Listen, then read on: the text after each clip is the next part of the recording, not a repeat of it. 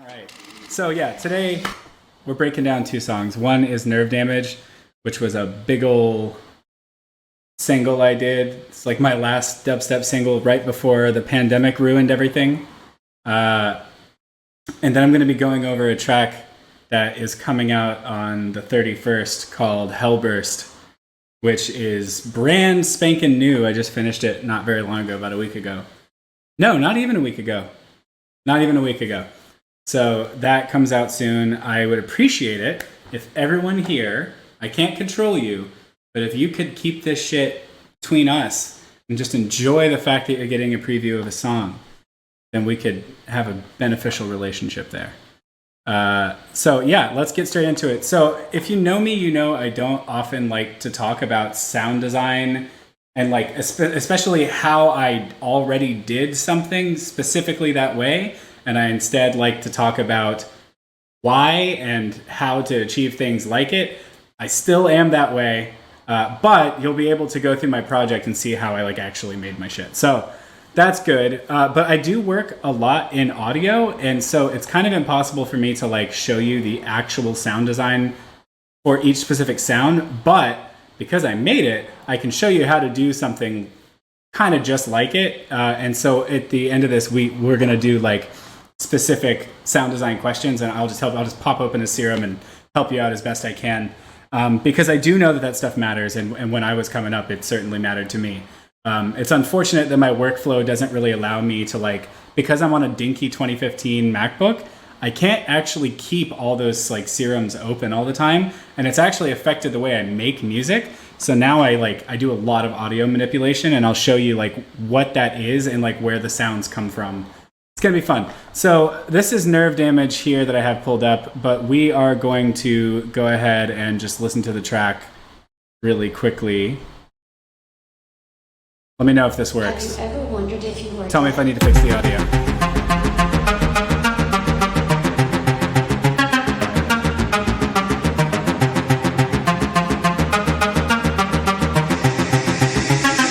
You take me higher, baby.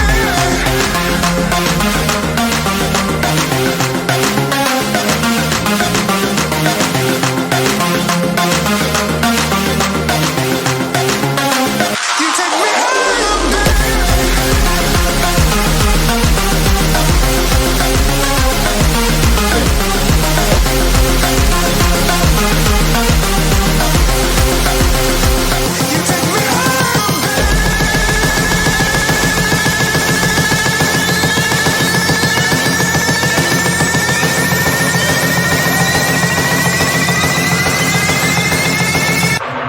Nerve damage. You take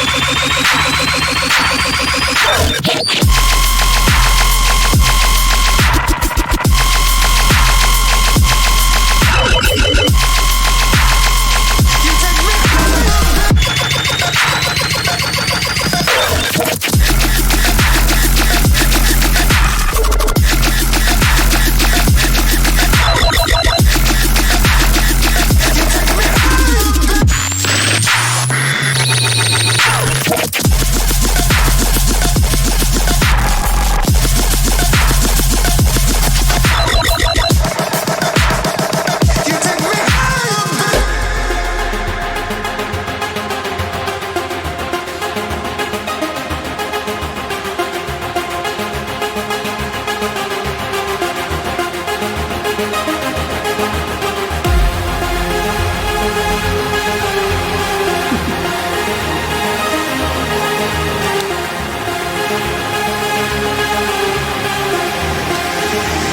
you take me higher, baby. You take me higher, baby.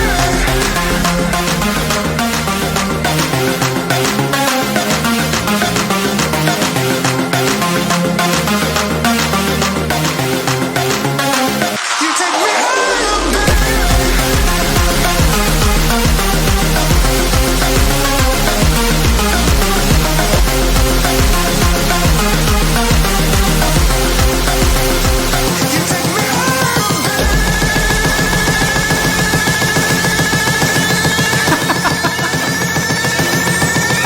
Mullet tutorials.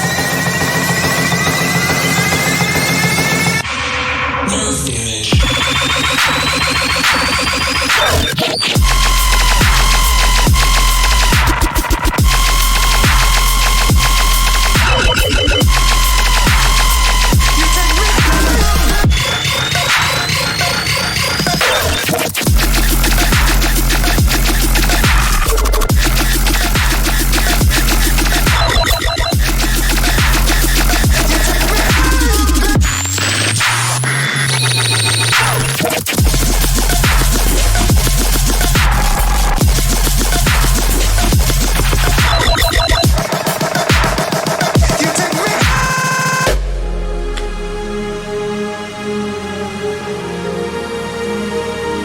classic too long outro.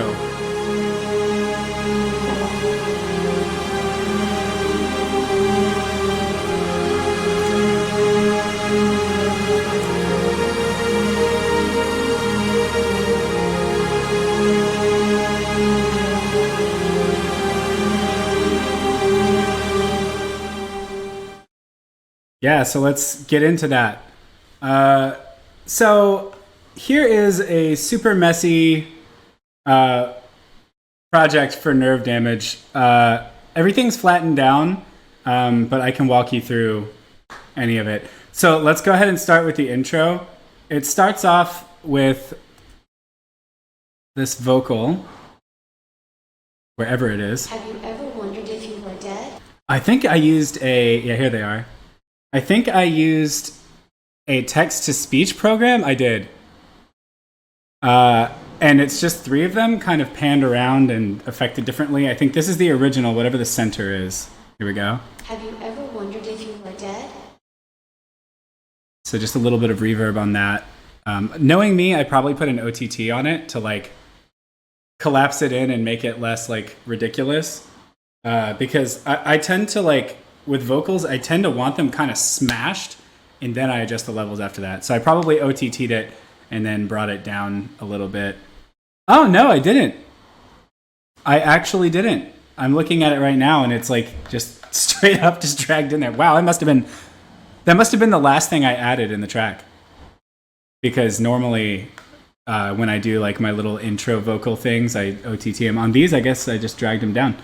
So yeah, there's the original here. Ever wondered if you were dead? Then it's got 2 more layers, one panned hard right, and then one hard left. And then together, it's not that impressive. Have you ever wondered if you were dead? Gives it a bit of a creepy sound. So it starts off with that, and then it goes into this little Have you ever wondered if you were dead? harp. This.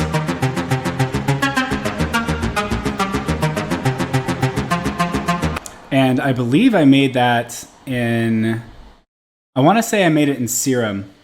And it's a standard like,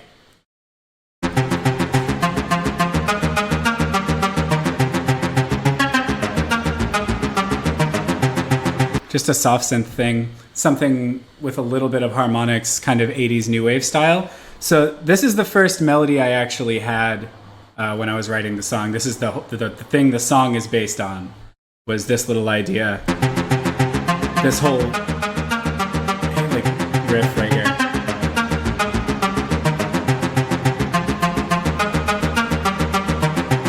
Then the vocal. You take me higher, baby. So the vocal is just some vocal sample that I had, pretty sure it was from Splice. I did a little reverse fade into it. Yeah, I do not use an arpeggiator on my arps. I draw them in by hand every single time. I feel like you get more... It feels like it actually means something. Like it's actually composed versus automated. And it doesn't matter to everyone, but it matters to me and gives me an ownership over it makes my arps feel as important as like lead melodies to me. Because in this song, the ARP is the lead melody. So having that be handmade matters to me.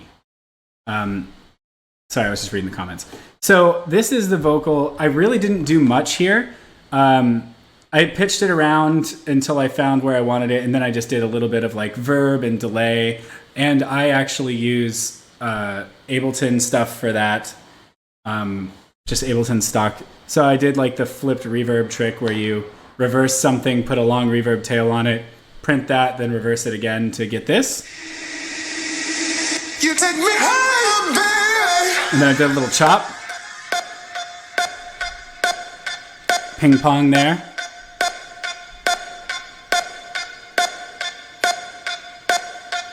You take me higher, baby.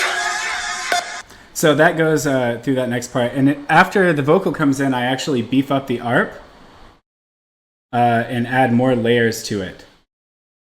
And I use Lethal for these layers because Lethal is kind of like Nexus.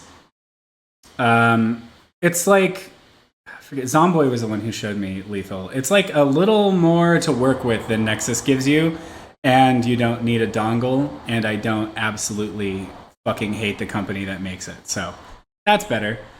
Yeah, right here. You take me higher, baby. All these sounds come in. So I've got this intro pluck kind of beefed up here.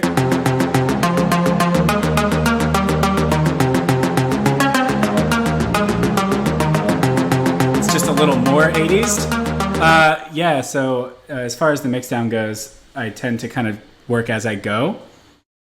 I kind of don't do a lot for the mix. I'll get to that. I'll explain my mixdown and show you.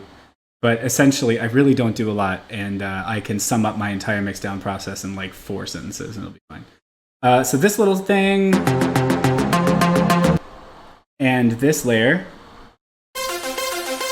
an extra ARP.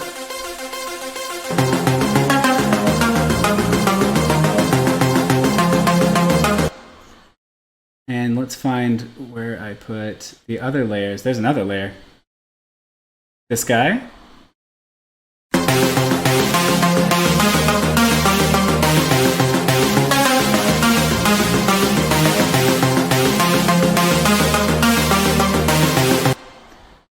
So this is just accenting like the big melodic points.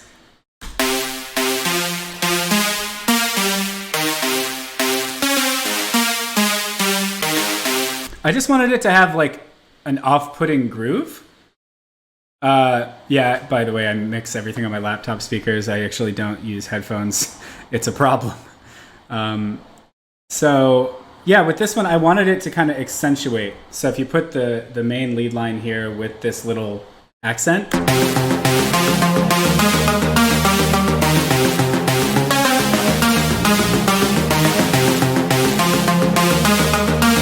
I just wanted it to have an interesting groove.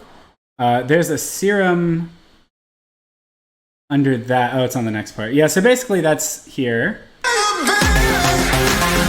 There's like an impact, some claps, the basic intro stuff. But right over here is where it gets interesting, where everything comes in one big layer. Ooh, I want to talk about that fill. Find it. Here it is. This fill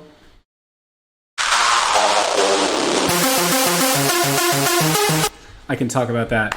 That is saturator pumped way up and then turned down. I'll definitely talk about laptop speakers. That's a whole section. We're going to get to it. And I'll talk about why, how it's important to not give a fuck and do whatever you want all the time. So this little fill is saturator pumped way up with a filter like before the saturator so that it gets weird and funky, and I think a flanger to make it kind of phase in and out of itself.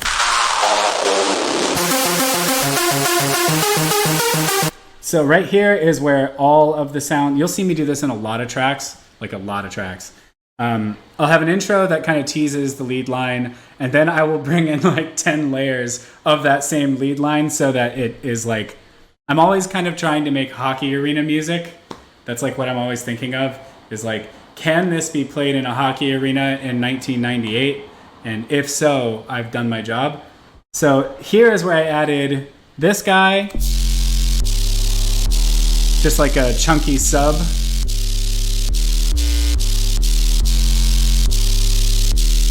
I just made that in Serum. It's just like gross and not good, and that's what we like about it. This is like a really hard, crisp version. This is Lethal, so I didn't actually like make this sound from scratch. I just wrote with it. I think I OTT'd it as well.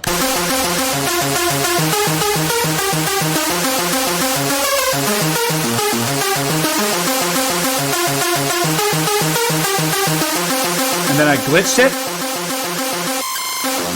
So right there is a glitch I do just to transition it into the build. Just pitched it up like 14 or 15. Like, actually, that sounds in key. So up like 24, and then I stretched it so that it actually glitched. I like to use imperfect stretching stuff. like that. And then I layered in this. Well, I don't even know what this is. This is an impact. Just a sample in D sharp. Completely random. This guy, the ARP's still there. The pluck's still there.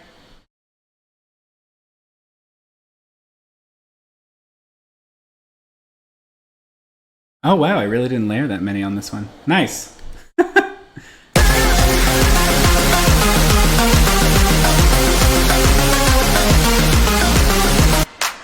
So there's just a clap here, a little bit of verb.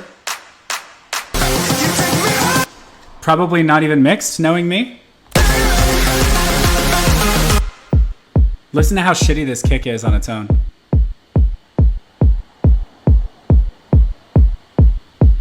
Yeah, so I can talk about the glitch. So the glitches, basically how I would do that, and I can just do it real quick, is I would take a part of this synth. Let's just take it here, and I would literally just knock it up like 24 semitones, stretch it like really far, and then use probably tones.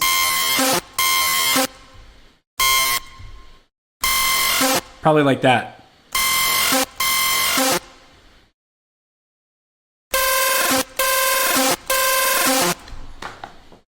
That's what I would do. I do that a lot. That's like my main thing that I do, is just take things that are fine as they are and then make them not good. So the lower quality samples thing is that you have to work with what fits the song. Sometimes it isn't the really good sounding sick kick that's going to work with what you're doing. This is just my intro. I don't want it to sound perfect. I want it to sound kind of old school and shitty, right? Like without it, it's actually kind of cool without the kick. Maybe I should have kept the kick out in the first place. But with it, it's just that it's a little amount of like oomph. It's not like there's the kick. You're kind of not supposed to notice it. It's supposed to feel like this big flow of energy. So that's why I use like the shitty little kick, because it works. Zayn, I've been producing for, oh God, over a decade. 13 years, 14, 15 years. Too long. Since middle school. Do I sidechain to the kick in the build-up? That's a great question. Let's find out. Let's find out if I do or not. Here is my sidechain. My sidechain is just volume shaper, so no, I don't. I didn't. Yeah, no, the sidechain doesn't kick in until the drop. You see where that MIDI is? That's where my sidechain is there. In the VIP, I just take out the... So I use volume shaper for sidechaining, and it's literally just on fourth. I re-trigger it with MIDI notes. And so it's just, this is the shape that I use. Really basic. I rarely ever tweak it. I really am just like a write quickly and get it done fast kind of guy. So I just keep shit.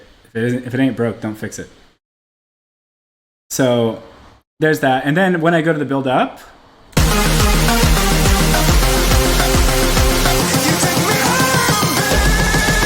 so I do this with the vocal. You take me home, babe. I just start chopping and glitching. You take me home, babe.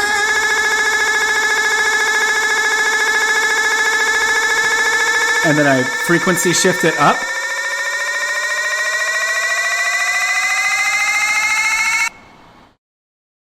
That is it. That is it. Really boring. I just thought it sounded abrasive and good. I added this under that. I made this in Serum. It's just a riser that I made.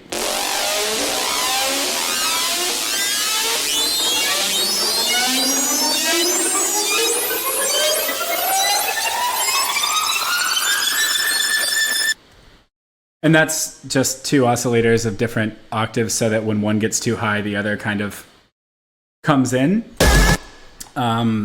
Think like the endless stairs in Super Mario 64. And then here, of course, I showed you that glitch, but it transitions into the build, so just the root note there.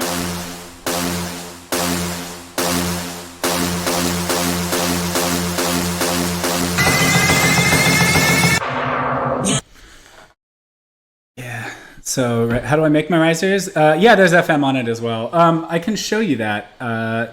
Basically, to do the riser, I'll show you in the sound design section. Because that is interesting. Making your own risers is fun as hell, and it serves the song better than like using the same 4 risers all the time. I will talk about that in a few. So here, this is going on behind in the build. It's just a loop of this. It's literally just this pitch down and then looped. And nothing happens. That riser really does all the heavy lifting there. And then right before the drop is this sound. And that is just the main sound that is about to come in, pitched down an octave and filtered down. And then I had my friend Alyssa, who is a radio host, record the words nerve damage for me. She also did the infamous anal angel tag, because she's just got a really funny voice for this shit. And she's always down to help. So she sent me, I think it's here. Yeah, she sent me this. Nerve damage. And I just pitched it down a little bit and added like slapback delay. Nerve damage. And OTT. Hold on, let me make sure I'm reading all the comments here. There we go. Oh, you went to school with Alyssa? She's cool. Yeah, she helped me out there. Nerve damage. So that's her voice. And then... yeah, there's like a little...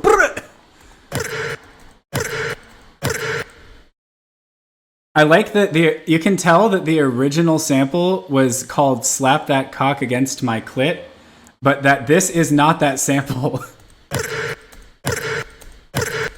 Slapback delay is a really tight delay. It's a delay that is really short. For example, let's just grab a delay. You at delay. It's got like a slapback echo, but like what I meant is like a really tight delay. So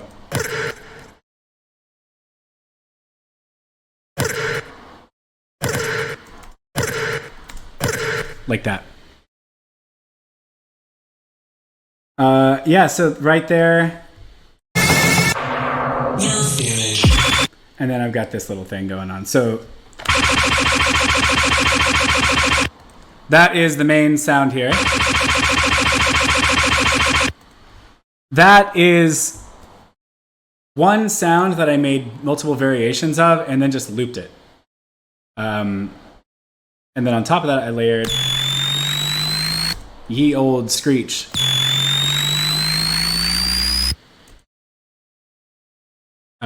Which sounds like shit on its own, but together.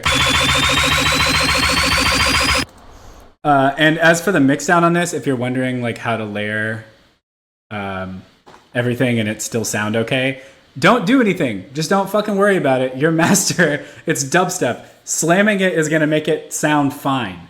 Basically, cut out the lows. Anything under 100 is gone. And the little background sound, cut out like the 500 range. This little bass right here will sit in the middle just perfectly. And then this guy will kind of hang out in the background. There's also, I believe, a sub under this. The sub is the least exciting thing I do because I don't care about it. It just has to be loud. And so that rises up for the drop. And then... So right here's like the first fill of the track. The sound... I will totally walk you through screeches. So what I'm going to do is I'm going to walk through how I wrote the song, and then you can ask me questions about sounds, and I'll show you how to make sounds. This is a little sound I made in Serum. And it's a weird one. And it's so weird that it can only be used as a fill. And then... Oh, this is where we get to start talking about how I actually do stuff. So... These sounds are generally made out of this sound.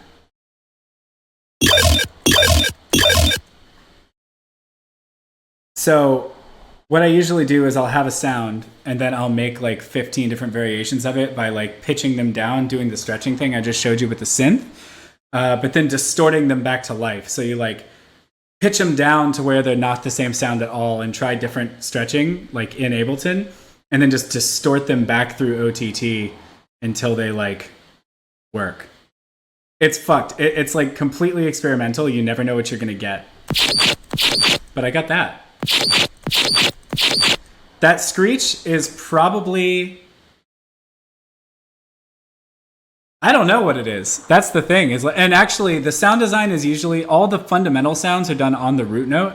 But like fills, I don't worry about pitch. As long as it doesn't have a discernible pitch, then I don't care. Like, it's happening in such a short amount of time, and I enforce the root note through other means. Like, I make sure that the song sounds in key without making every sound in key. Yeah, it's probably an OTT artifact. So, because that's just, that is rhythmic. So that is ba, ba, ba. That's all that serves. It doesn't serve a purpose as a pitched, it's not melodic. It's not in the pseudo melody. That is. So this is in key.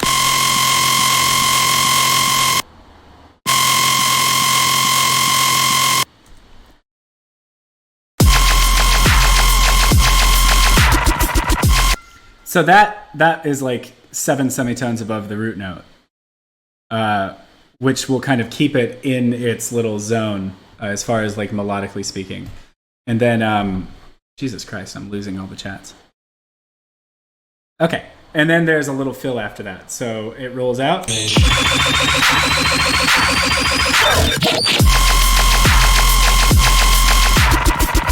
And then here we've got this little guy underneath that. That's just a sample pitch down and then distorted. There's a little fill here. So let's talk about the fills. They are just sample manipulation. It's just some sound that turned into something else over time. I'll show you exactly how to go about that process. It means that everything is a happy accident and nothing is reproducible. Oh, I can talk all about the keeping transients afloat. Basically, it's gain staging. No one's going to know how to make that, and so it's useful. It kind of keeps you unique when you can't even reproduce the thing that you made. But I layered that because that alone just sounds like a printer. But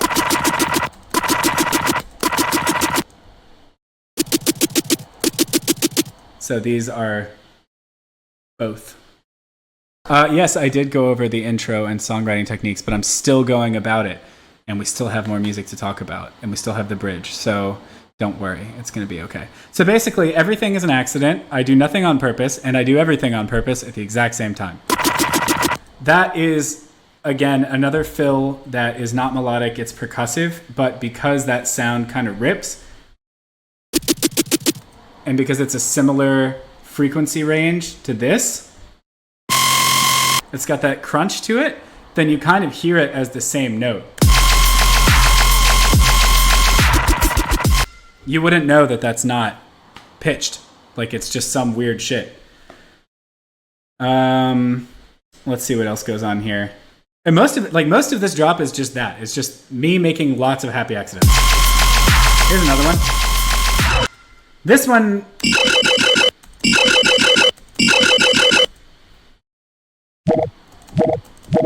I forgot about that guy.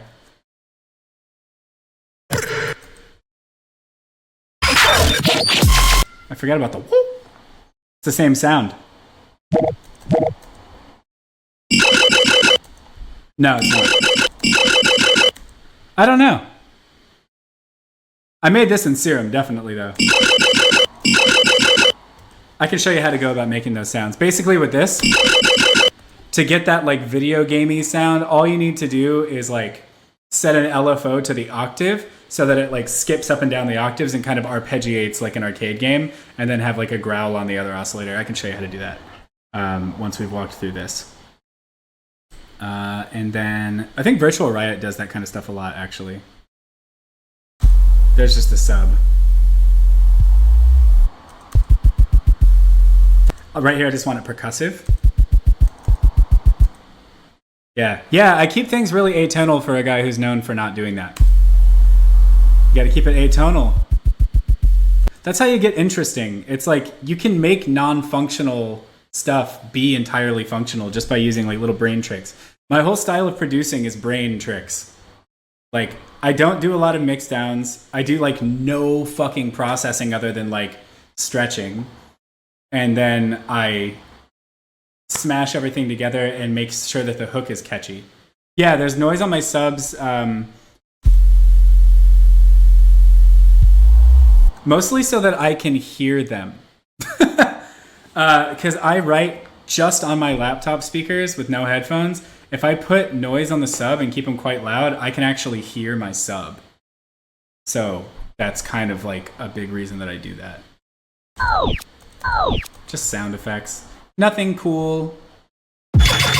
This is the second round.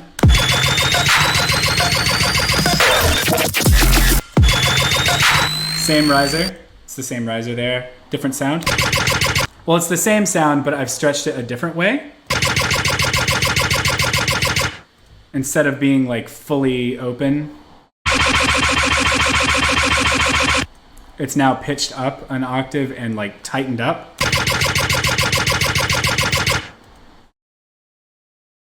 I have used erosion on subs before. My sub patch is literally open Serum, switch it to a sine wave or a triangle wave, add a little bit of noise, run them through a little bit of distortion, and then like roll it off with an EQ. That's it. Sometimes I'll like compress it if it needs it, but not really. Most of the time, just keeping the volumes right, you're all good. I EQ my subs at the end. So how do you hear the white noise on your sub, assuming you EQ out the highs of your sub? Basically what I do is I will make it so that the noise and the sub are like competing for energy.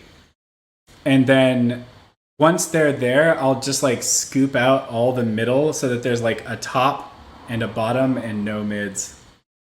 And I cut my subs down to about 100, like so that they roll off at about 100. And which distortion? In Serum, just the built-in, whatever distortion's built in. Usually the tube, so it gives it a little bit of like higher harmonics. This fill, I think, is similar. I think so. Oh, it's just got the little guy right here.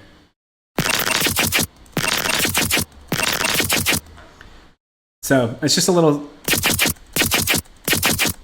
whatever that used to be is now that. It's probably all this sound.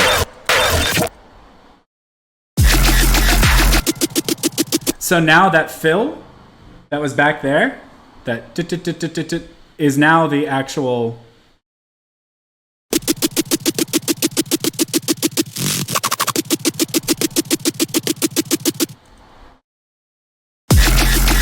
I like to reuse assets. How do I know how loud to make the sub? I'll show you. I actually just use span. And I can see where I like my sub. I like it to be almost, if not a little less, than the highest highs. It's stupid. So yeah, now this. So I've reused that and made it have a different function.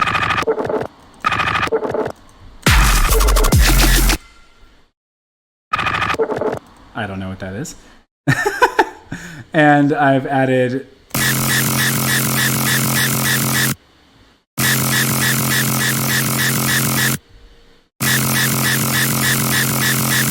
I can show you how to make that in Serum. Not very difficult. It's kind of my go-to sound a lot of the times.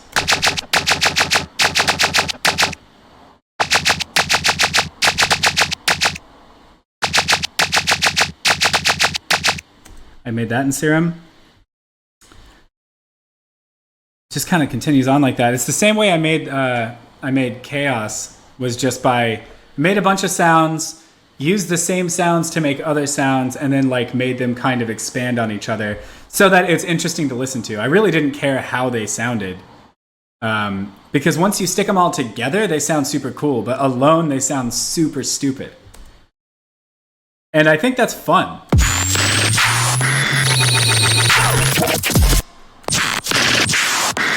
That's just noise. It's like not a sound. There's nothing.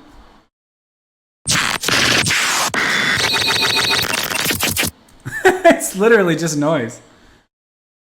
Do I have any tips for keeping the mix clean with so many synth layers? Do I pan widen? Kinda. When I make sounds, I basically just like, I don't do any external stuff as far as widening. I essentially just use either dimension expander or like detune and other like widening things within Serum or whatever synth I'm using to kind of spread out the sounds. I generally like make my basses pretty wide, whether it's using chorus or whatever, like where it stays in phase. But most of my stuff, basically, drums are usually in mono. My synths are usually super wide, and my basses are usually super wide. So there's not really a lot of like, I don't really have to manage it a lot. And I can when we get to the sound design section, I can show you what I mean and how I go about doing that. We can kind of jot something down that will explain that for you. Remember to ask that question again.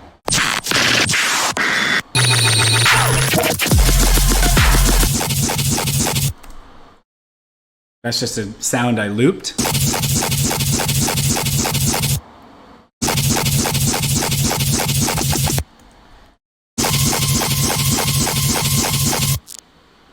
The OTT tail is still there.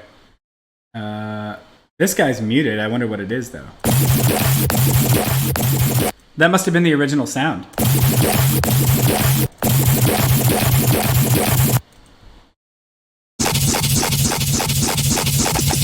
See?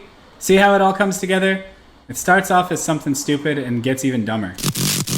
Like...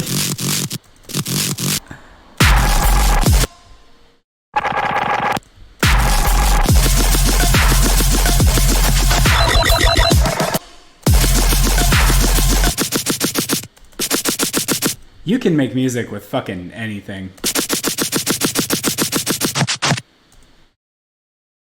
Good stuff.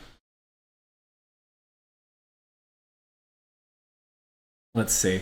So yeah, basically that's the drop. You take me higher,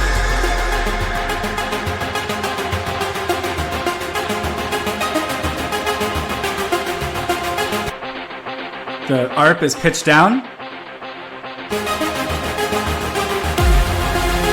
So that first sound is a pad in Lethal, just kind of mimicking old trance stuff. Sorry, just to answer a question real quick. Tammy, I make the sounds rhythmic by copy and pasting the sample.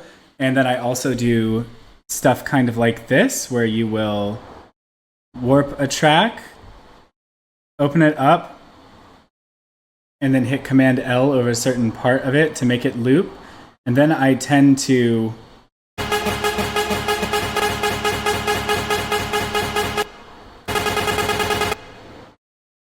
kind of just warp it like that. And you can actually turn off the grid for even weirder results, like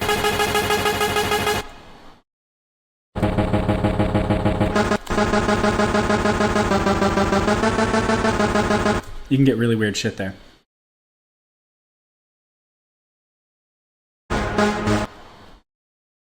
Oops. What have I done? Let's see. You take me higher, Let's go ahead and fix that. Come on now. Oh, now, sweet baby. There we go.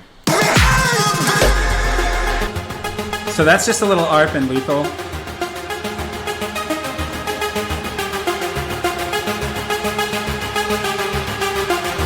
I start almost every single song I ever make from the intro, by the way. So this just opens up over time.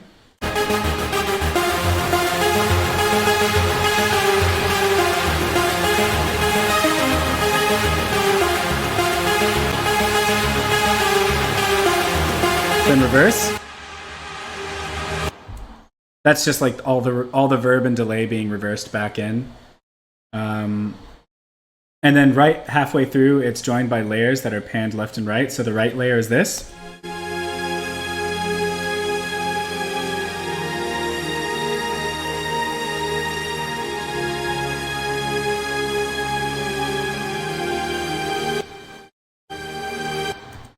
And then the left one.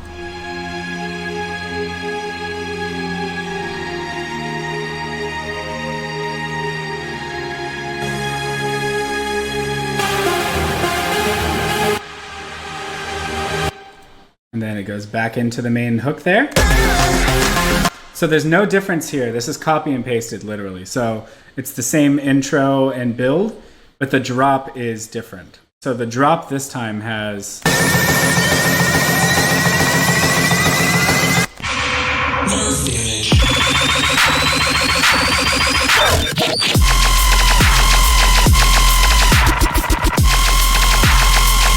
all that I did there, probably at the very last minute,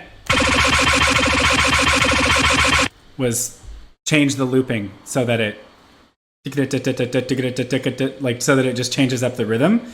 That little amount of change can like sound like it can kind of sound bigger than it actually is. Those little changes matter. Before we get into the second drop, I want to make sure I'm answering all the questions here. Let's take a look. I want to make sure I'm not like ignoring anybody. How do I keep the screech and the wobble together without them clashing? Basically, when you have a screech, that should be the main focus, because those lower, like, more energy-sucking sounds will like, if you're OTTing them together or compressing them together, they'll kind of suck out the high-frequency energy.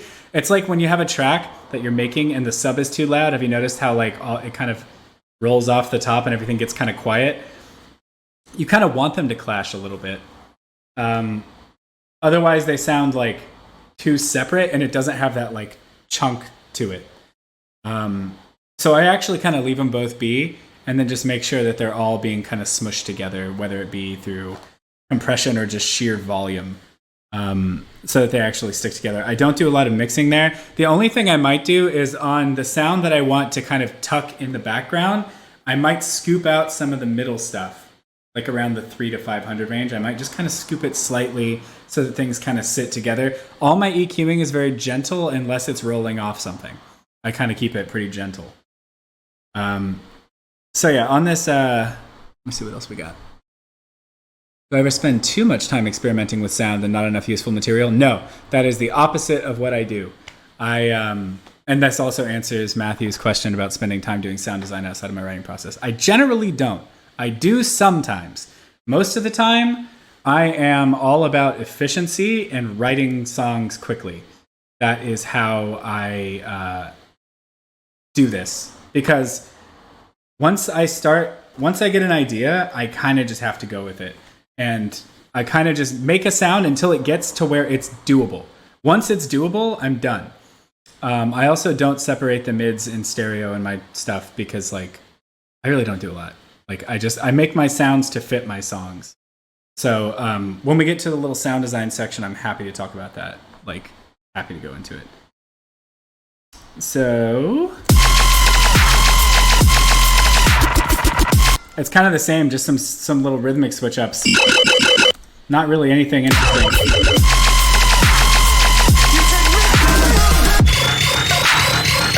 That's obviously just double timed or like stretched out so that it like glitches out.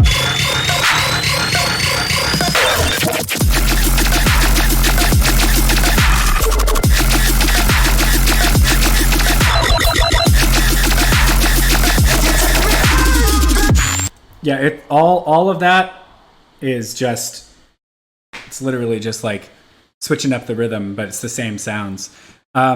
That screech is just, yeah, I literally just have it dive here.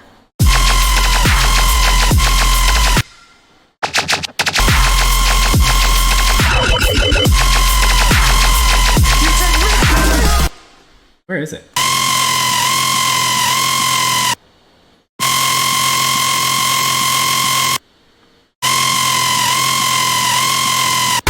I will warp in tones, texture, or beats. It depends on what you're going for. Try them all. You never know what you're going to get. But that's about it for Nerve Damage. There's not like a lot going on there other than just like fucking around. The drums are like, the actual drop drums are like hilariously dumb and like not that interesting. I'll show them to you. There's not a lot going on.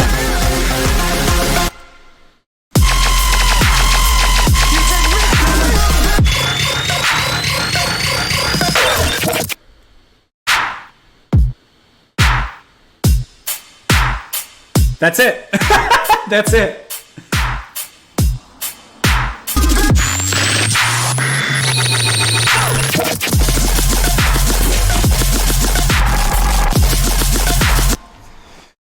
Choosing low volume atmospheric sounds to fill space during your drops. That is interesting.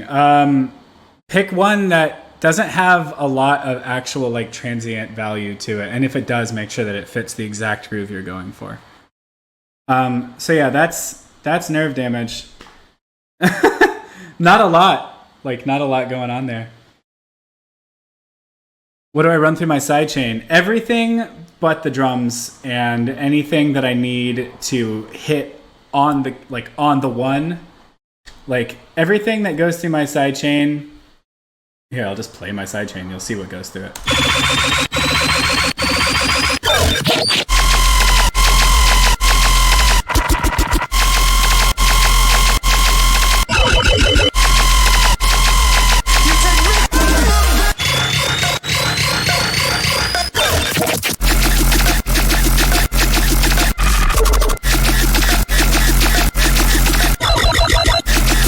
Not a lot going on. And I think, I hope that doesn't make you think I'm stupid. It actually makes you think that whatever excuses you have going on about why you can't do something is total bullshit. Because you can. Oh, I have a reverb send. I forgot. I usually don't. What's this guy got? Hold on, let's take a look. Valhalla Room. That is my favorite reverb. It's the only reverb that isn't the Ableton reverb that I use. I make sure that it's kind of like filtered out here so that I'm not clashing with anything, just like a nice little room. It's compressed so that it's nice and tight and loud, mostly loud. I don't know why I did that. And then there's a Serum FX, I'm assuming to make it wide. Take a look. Yep, just to make it wide. I think I wanted it to actually phase a little bit. Yeah, so that's Nerve Damage. Not a lot going on. It's all songwriting, really. As is most of my music. Most of my music has it. I don't care about the drop as long as the drop is a hook. Everything has to be a hook.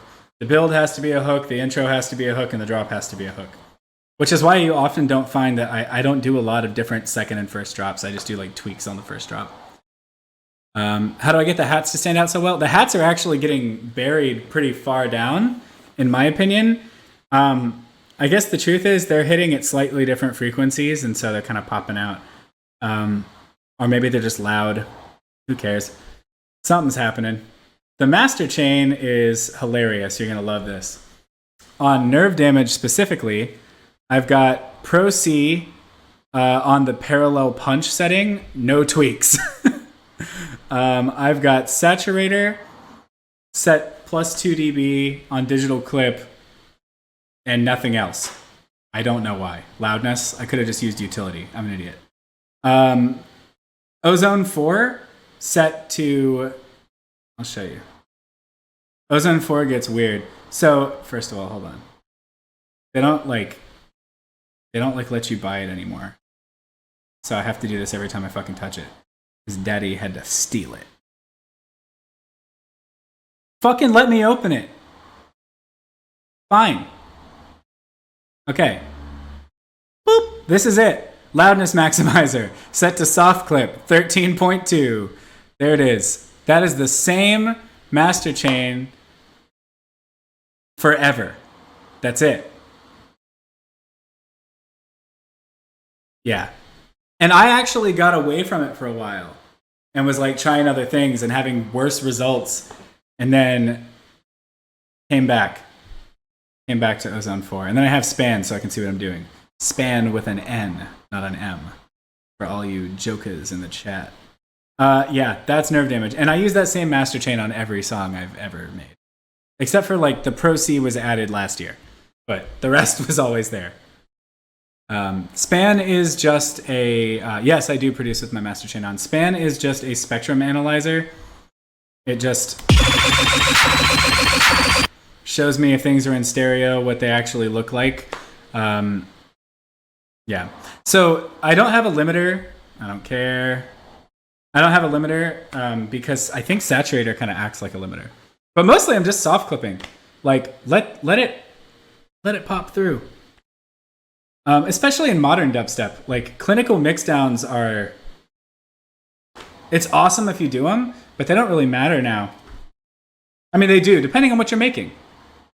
I'm making loud, abrasive music, so there's that.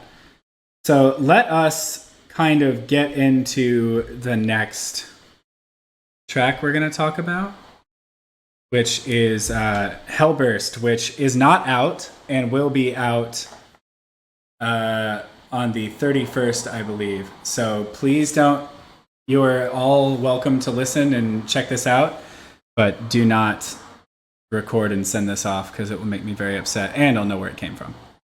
So I'm going to go ahead and play the track and then we can get into it. Brand new shit, baby.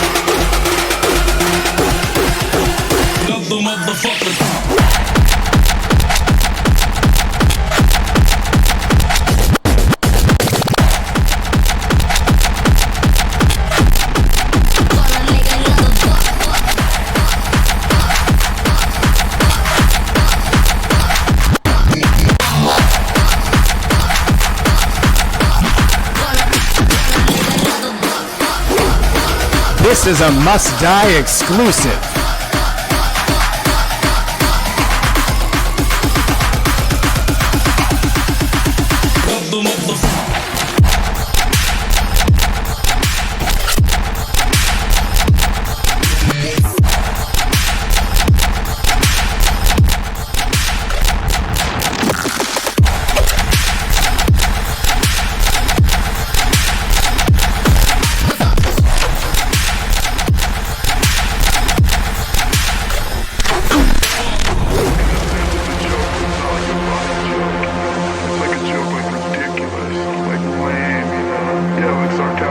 laughed at y'all, but that's funny, you know what I'm saying? I don't laugh at y'all. Everybody's into their own thing. I mean, some people are into heavy metal, some people are into being junior executives. We're into this just because this scene gives you the opportunity to be an individual. You get to say what you want to say, do what you want.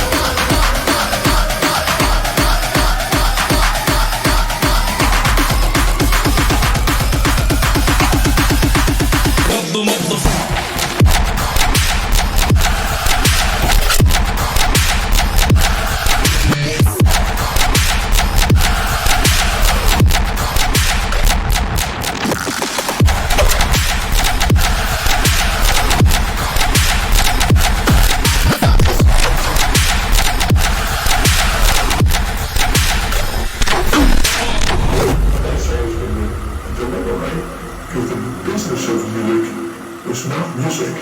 Two different things. Music is everywhere. Always.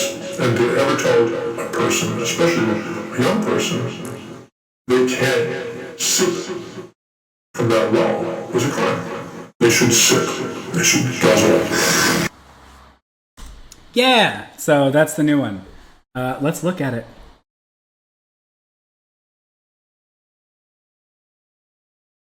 Whatever changes I made, I do not want to save. That's a bad idea. Oh my god, it's so fucking hot in here. It's finally down to 83.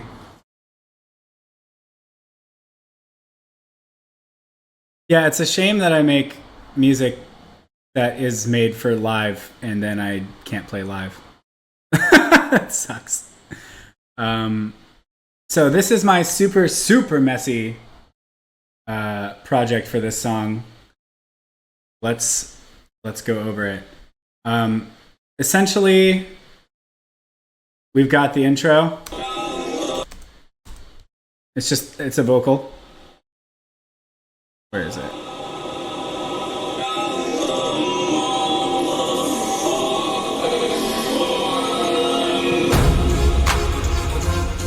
There it is. It's just stretched out. And then I fade in a reverb.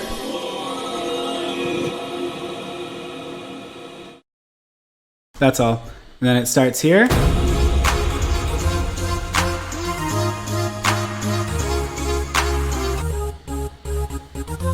Which is the JV1080, which is a Roland sound module, kind of like basic. I'll label my tracks when I want to. Sometimes I do. So it's like the Roland version of Nexus. It's just like a sound module with like a ton of old shitty ass sounds, which I fucking love. So this guy.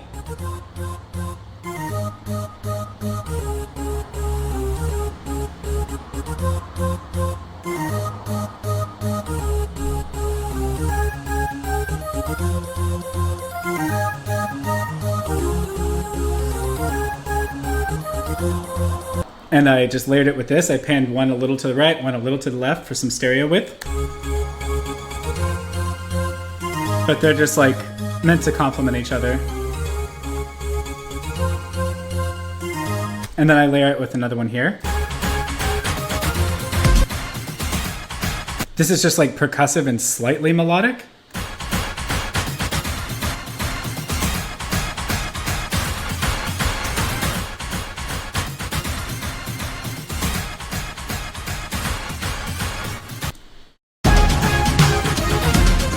Without it, you think that this would sound really fucking stupid? Listen to it without it.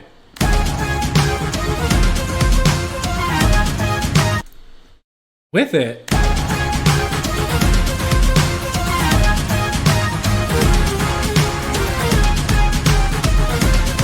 It does a lot for the track. So keep an eye out for like dumb cheesy sounds because they come in. Yeah, so that right there is literally just an orchestra hit that I just put the MIDI from the melody on.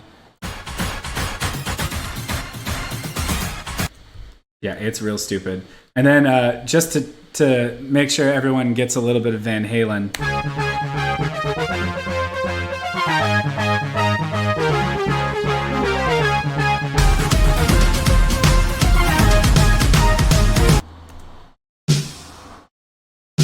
Really bad 80s snare. Some Kashmir cinematic loop. But I warped it and made it so that it goes like 3/4. Or not 3/4, fucking triplet, Jesus. But I kept it messy. Because it doesn't really matter as long as, like, you're not going to hear the little missed notes. Because the kick's going to, like, and reinforce the groove, and then the actual synths are going to kind of cover up all that noise. You can't tell that these are, like, flammed.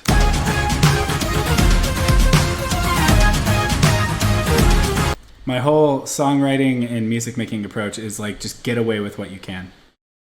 Like, just, if it works, it works. Don't overthink it. Don't overmix it. Don't overmix it. Look, a clap with some reverb. Without it. With it. There it is. Doesn't matter. Nothing matters. Make music. Here's a woo. Here's some more woos. This is a woo pitched down. See? It's a bug on me. Yeah, that's all that is.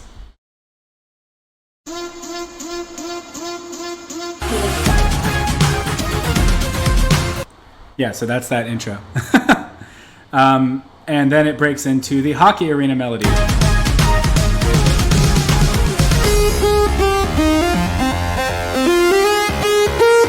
So basically what happens here is an atmosphere kind of slowly fades in to kind of bridge the two because they're very different.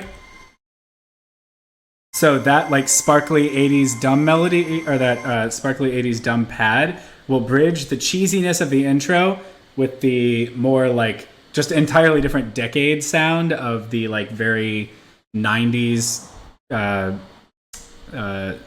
Zombie Nation kind of lead. So it really does help.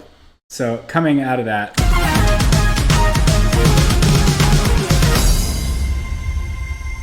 there's like a bell there that just like hangs in the air, which allows me to kind of bring this in.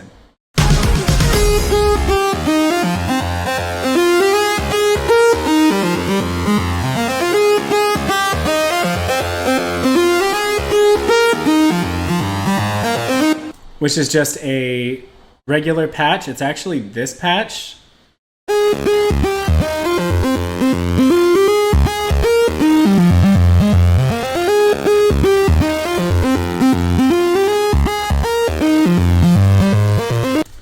With a flanger and some reverb on it.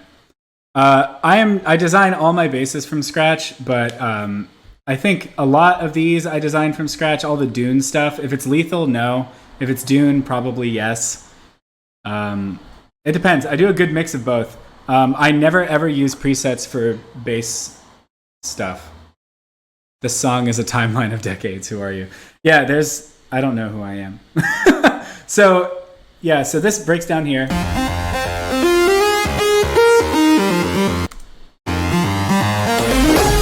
So I made sure that these led in instead of just starting on the one, so that it kind of gives an uplift to the actual riff.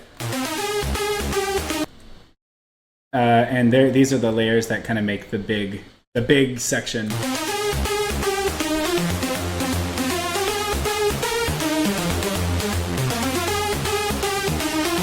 Yep, and then this guy.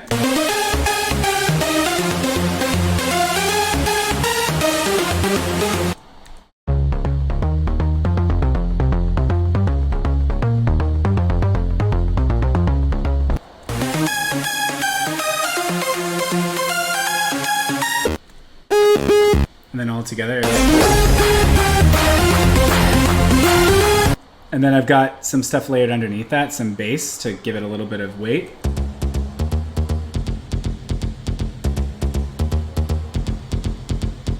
And then another layer of that.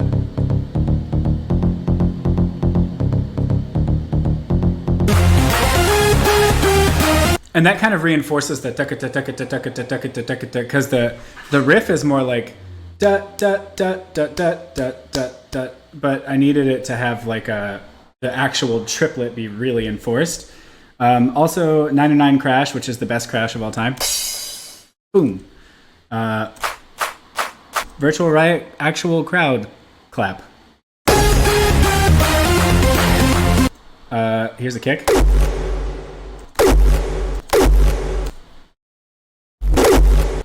That is a sample. Here's an impact. Fuck it, who cares if it clips? No one's gonna care. What is this? Oh, hey.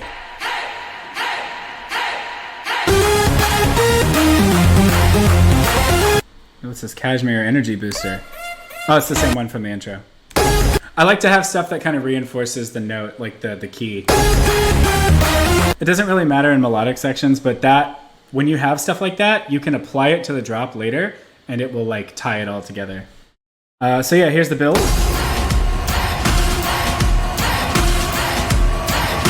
The only interesting thing about this is that there is a riser that I made. The rest is just repeating notes from the intro, kind of building up there. But there is a riser I made wherever it may be. We're going to find it. Yes, we are. One of these days. Wherever I've hidden it. This looks like a... Oh yeah, I made this in Serum.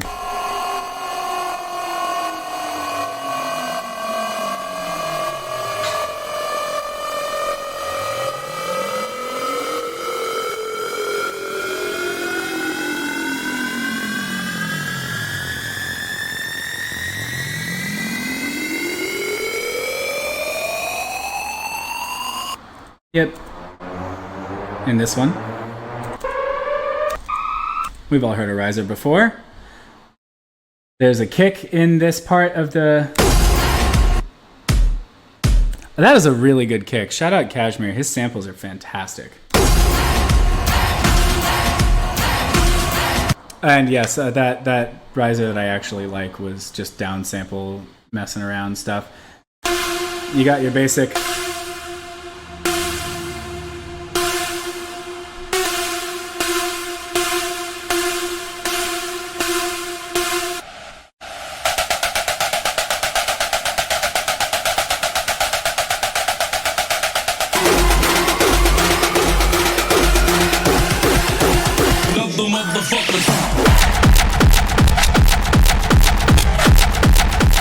So, let's talk about that. The whole drop is one sound on one channel, and it was always on one channel. I made a hardstyle kick, and then I warped it over and over and over and over and over again in different order, and until we have this.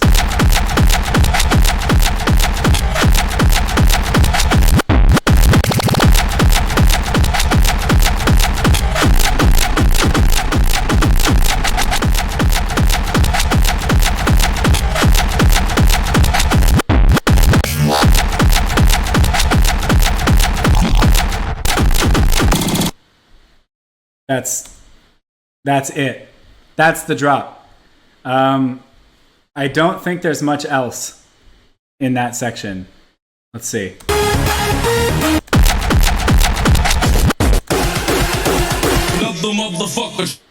Yeah, there's the vocal. The master is the same as the. So the master on this one's the same as the other one. I'll show you in a second. So yeah, that's the drop. Oh, here's this.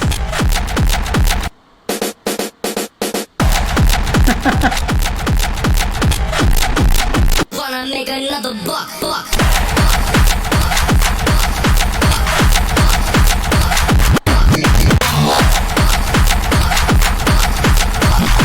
Oh wait, I added a clap.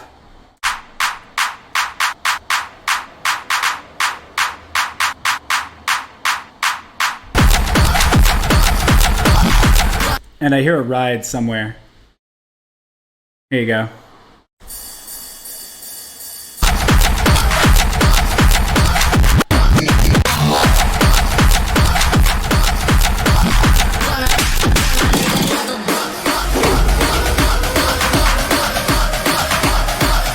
So here's the second build-up.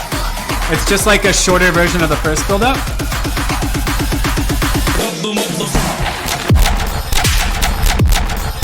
So here's where it does change up. So it's still the same patch, right?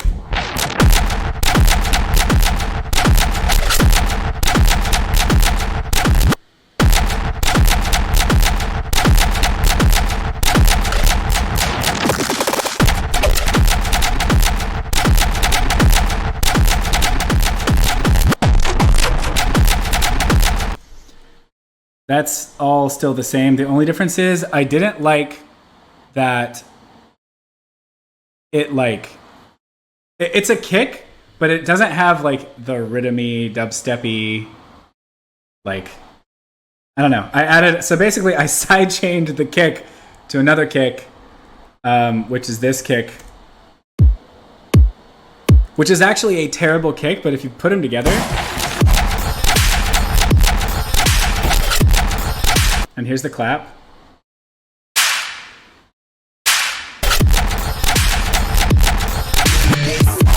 Oh yeah, here's a weird one. That's just a beatbox open hat. Here's a drum fill thing. That's just noise. Why? That's not even going to an out. That's not even real.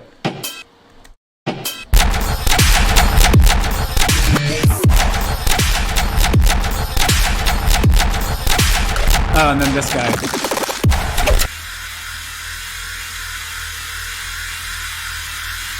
That's just tucked in the background, run through a reverb filter in Serum to kind of tuck it back so that it's not like in your face. And then it kind of fills out the back end and adds a little variation. Because I couldn't do much with this because it's so stupid, ridiculous one sound kick thing. Like I couldn't really throw any other patches on top of it. So I was like, I'll just make it vaguely louder and hissy.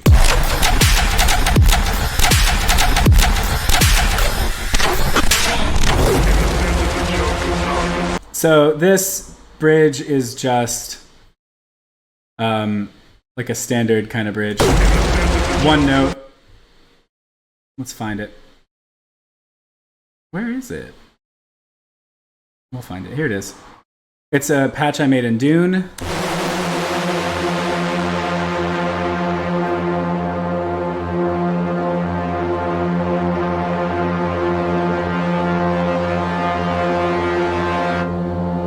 And then I kind of rolled it off in the second half and reopened it.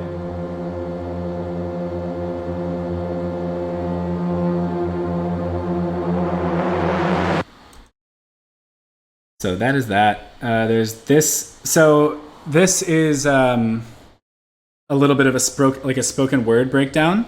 In a sense, it's a joke, but it's not like a funny joke, you know? It's like a joke, like ridiculous, like lame, you know? Yeah, like sarcastically, yeah, it's a joke, but as in the funny, you know, it's not, I don't laugh about it. And then there's a second one that starts right after it. Everybody's into their own thing. I mean, there's some people are into heavy metal, some people are into being junior executives. We're into this just because this scene gives you the opportunity to be an individual, and you get to say what you want to say and do what you want to do.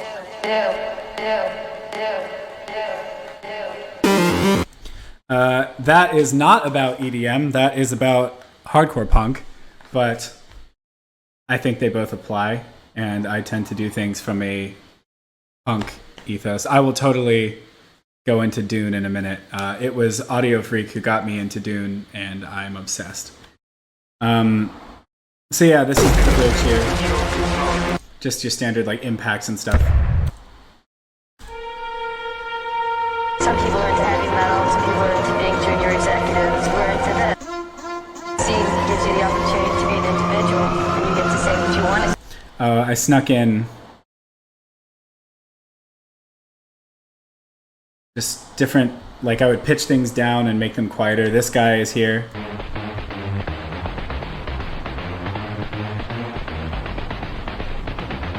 Just to give it some energy. Everybody's into their own thing. So those spoken word samples, I usually just look up like interviews and stuff on YouTube, stuff that like isn't like copyrighted really. Like I don't tend to sample movies. I have before, but I try to stay out of that gray area because fuck man, making music's hard enough. Everyone tries to screw you out of money some way or another, so you may as well try to do everything yourself or like stay the safest path. So yeah, the second drop, the only difference in the second drop and the first drop.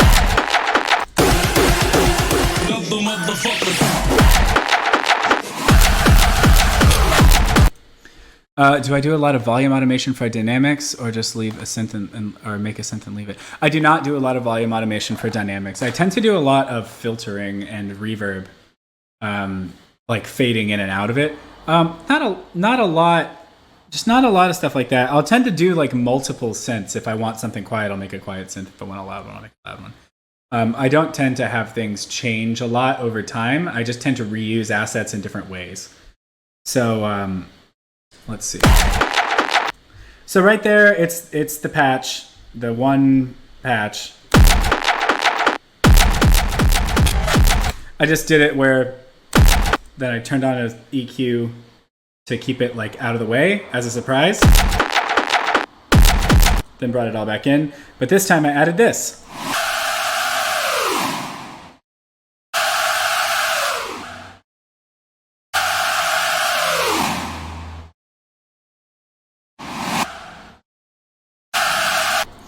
But it is partnered with this sweet boy right here.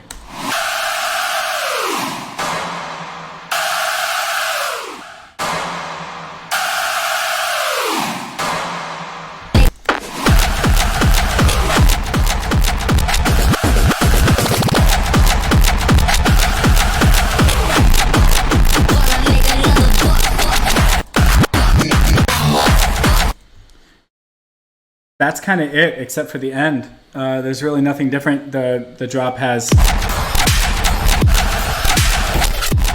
The second half has the thing again. And then the outro has another spoken word, which I really love. It's an interview with Ian Mackay of Minor Threat / Fugazi, owner of Discord Records. If you don't know, get to know. That's always been the dilemma, right? If the business of music is not music, two different things. Music is everywhere, always. And to ever tell a person, especially a young person, they can't sip from that well is a crime. They should sip. They should guzzle. Yeah, and I just distorted that over time and had a really short delay on it to give it like a tinniness. And that's it. That is Hellburst. So let's answer some sound design questions while we still have time, because I know that the way I work is not really conducive to teaching, so I think it's best if we just go hands-on. Do I tend to EQ my stuff to make them sit together better? Not often, because I actually make my sounds to fit each other. What is my favorite music rule to break? Oh, that's a good question. I love breaking rules. I love knowing rules, and I love breaking rules. I think that distortion is better than people give it credit for, and I think that you absolutely should destroy things with compression, because it can give you interesting artifacts. What processing was on that hardstyle kick bass? A lot. So basically how you would go about doing something like that would be, I'm not going to do like the whole thing because we don't have that much time, but like I can put you on the right path on how to make horrible, scary sounds. Yeah, Serum is the way to go for that. Let's see.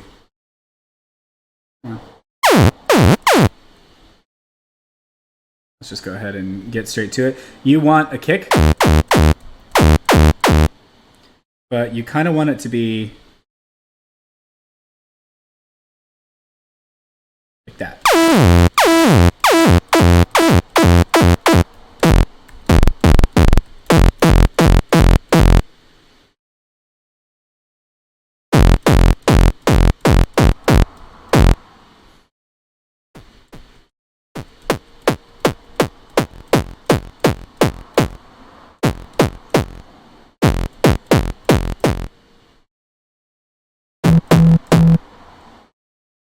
What am I doing? That's not what we want to do. So there's like your kick sound, and you're just fucking with the coarse automation. Or the coarse pitch.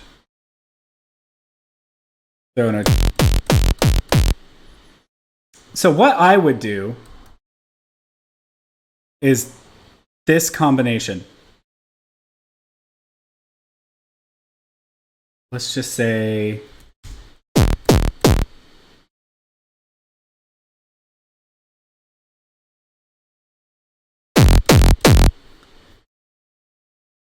I would just put a fuck ton of saturation and compression over and over and over again, and then peak.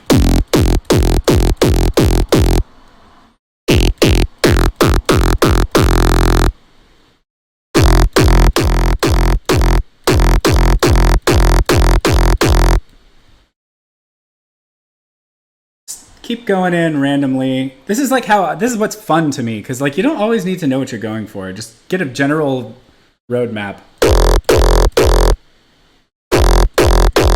Be like, I want to make some kind of hardstyle kicky thing. Then you do that, and you continue to do that forever until it becomes terrible. For this, disperser is super useful because disperser makes things kicky. And you're going to lose that the more you destroy.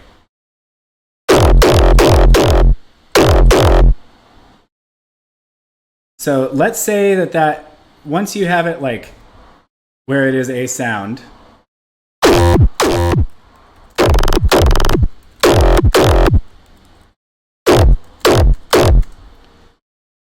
freeze that.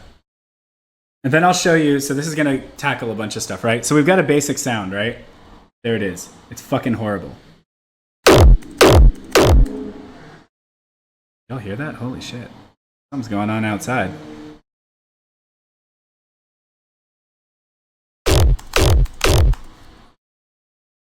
Now let's fuck it up.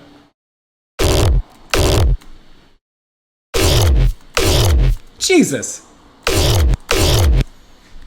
That'll do it.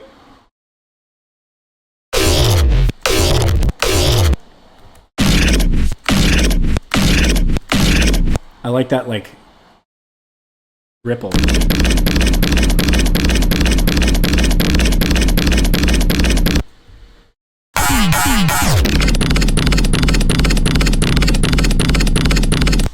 That's fucking sick. Let's see what we can do with that.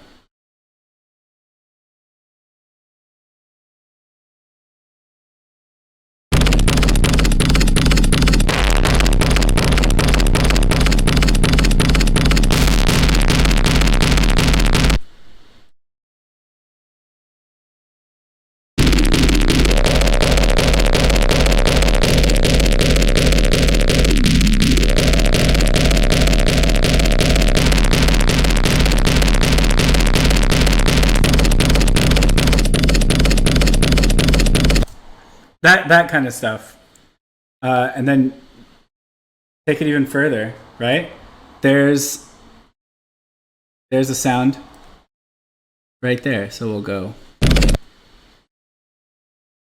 Cool. Now what's your main sound?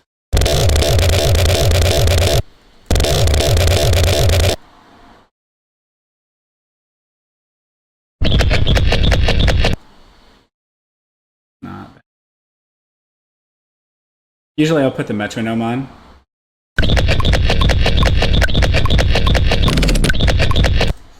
Those kinds of things.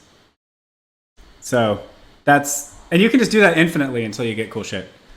Do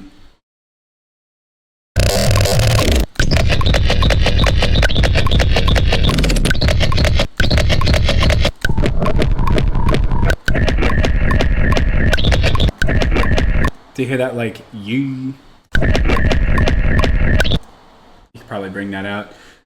So that's like how you would do that. The other way of doing things is like the classic Must Die way, which is like a lot of FME stuff. Can I recreate an 8-bit video game sound? Very easily. Yeah.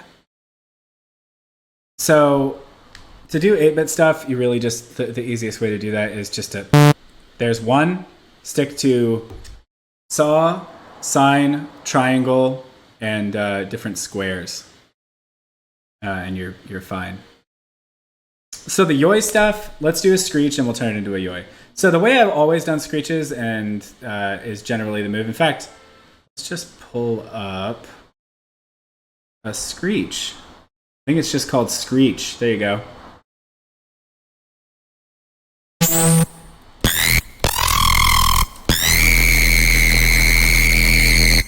There it is. Usually I do not catalog my sounds to use in the future. I have a few patches that I save just so I don't have to like keep doing them over and over again if I keep finding stuff. So basically, no, I kind of make things from scratch, except for this. So all that is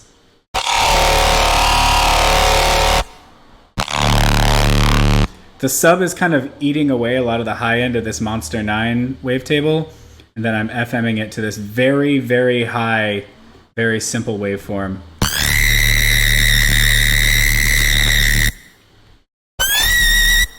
So this is what it sounds like without the comb filter. The comb kind of dials it in and makes it a little more hard-edged. Gives it a bit more of the weight. There is EQ here. It just lets the highs hit in harder. There's tube distortion, fully blast in it. There's a chorus that's off. Another comb that's off. What happens if I turn it on? Nothing good. Another OTT inside of Serum, basically. Some reverb. And a little bit of dimension expander. And that's really it. It's pretty easy to make these things. And then you can kind of fuck around with it. Like,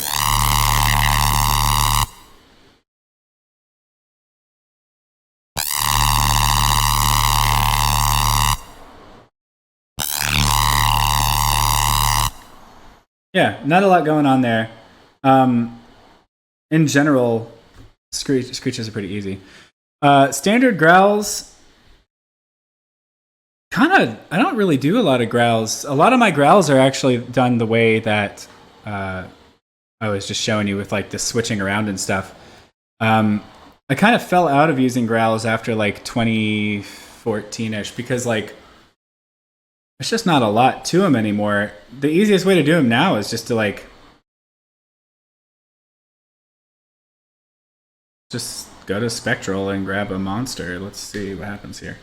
There it is, done. No, I'm kidding. I mean, I think Barely Alive are way more like into that than I am. But the Funeral Zone stuff I can talk about. So to do like Funeral Zone type yoi stuff that I've been doing lately, this is what you need. Ring mod.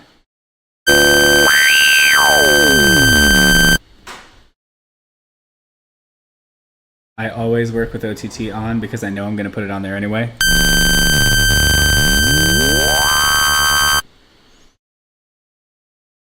let's just go ahead and get to it then. Making sure that oscillator B isn't actually coming through and it's just being used for an FM source.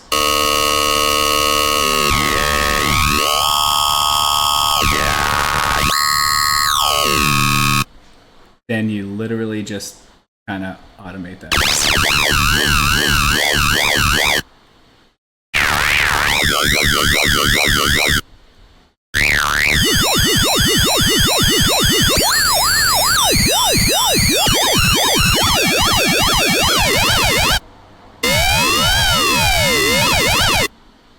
And then I would change it to something a bit more rhythmic.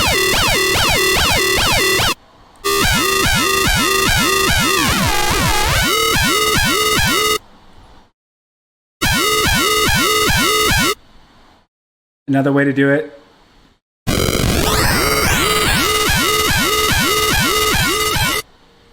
For stereo width, I tend to do detune, kind of faded in the back.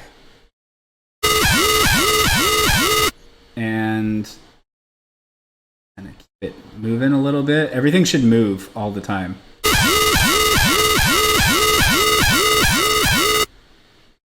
Give everything a bit of movement. Like that.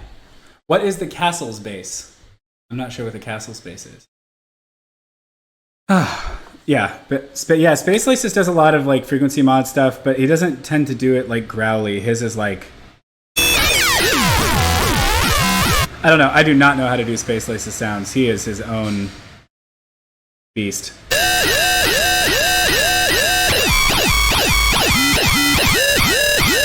So that's how you get that stuff right there.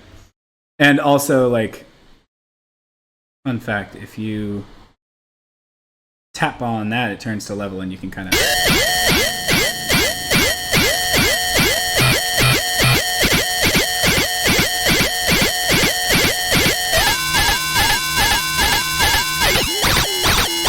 You can just get like weird whippy sounds with it. The Neo Tokyo sounds were probably all done with Massive. I do not have that project anymore, so I do not know what they are. But I am unfortunately just about out of time.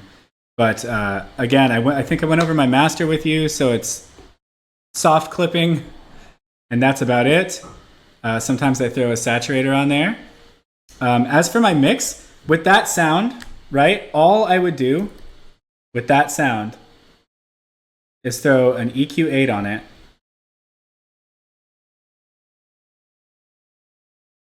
And do that.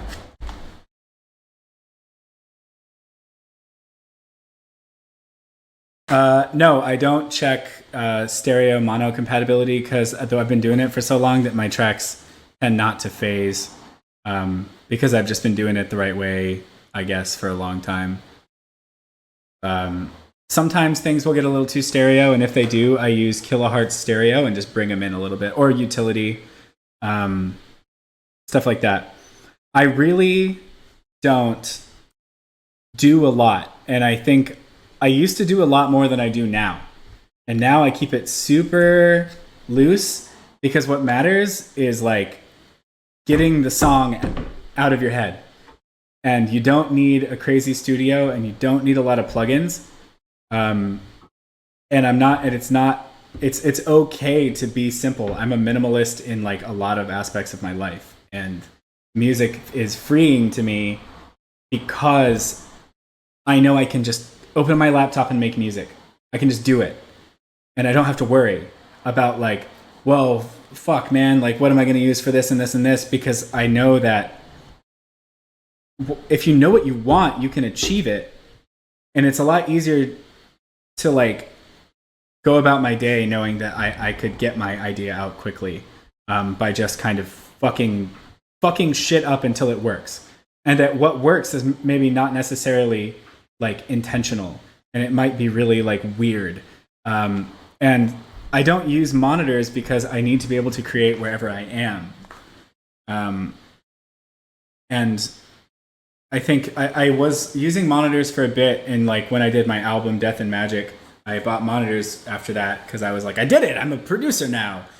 And so I bought them, and I was finding that like I was actually suffering. My mix downs were suffering.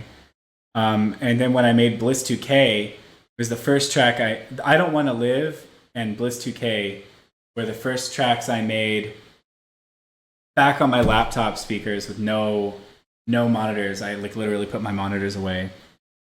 And I was like, that's it. I'm going back to the way I used to make music. And once I did that and freed myself from like that guilt of like having to use my stuff, have a perfect room, have a blah, blah, it's like keeping up with the Joneses. Once I freed myself from that, I've been able to pump out music like at the same rate I did when I first started, which was like a track a week. And like, it feels really good. I have like, it's just a freedom that I would recommend you at least like practice up. Because just, you can do anything with what you have as long as you decide that that's what you're going to do.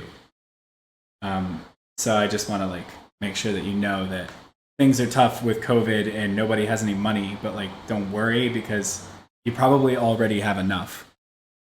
Yeah. And I'm not saying don't try hard to make music.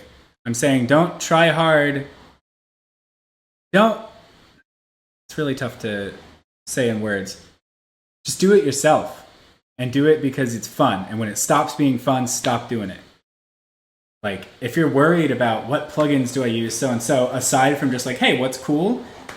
Then I think you're in the wrong. I think you're not into making music, you're into plugins. So try to write music.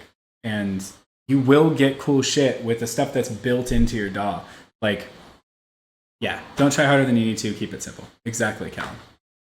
Right on. So yeah, I love you guys. I appreciate you for hanging out with me for a bit and letting me show you music. And you are the best. I want to give a shout out to Al for having me on here. I really appreciated the opportunity. It's nice to actually communicate with musicians and fans and friends. It's been fucking rough being all isolated, huh? All right, pals. I'm out. Talk soon.